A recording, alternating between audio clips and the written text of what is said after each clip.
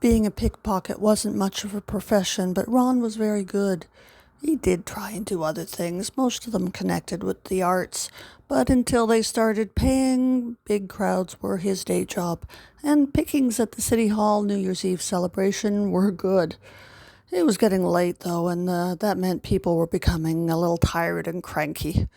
Tired and cranky people were oversensitive. Experience told them that this was the moment to either go home or join the revelers and wait for the fireworks. Ron looked around. The street across from City Hall was lined with old stone planters. Most of these were occupied by people not wanting to stand while they waited for the show. There was one spot left. The spot was next to an old woman. She was dressed in a big coat that looked to be made up of patches. Helping it do the job of keeping the body warm was a collection of shawls that draped around the form at odd angles. She looked homeless or mad. Anyone sitting here? She studied him with eyes just a little sharper than he expected. Sit of your own free will. Trying not to show any reaction to this odd statement, Ron sat. Immediately he felt detached from the throng. There was noise all around them. Here it was quiet. Feeling a need to fill the growing vacuum, Ron said, "It's getting late and my feet hurt." The old woman laughed. It was a quiet laugh that set nails on a blackboard in the back of his mind. It was a laugh that didn't fit. Time is power.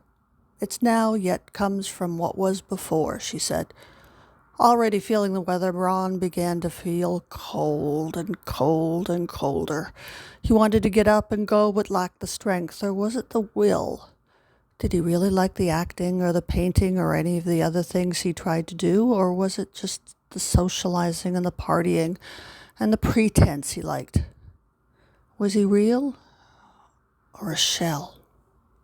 Fireworks filled the sky. Ron felt colder than he thought it was possible to be. The old woman grabbed his wrist. It was too late.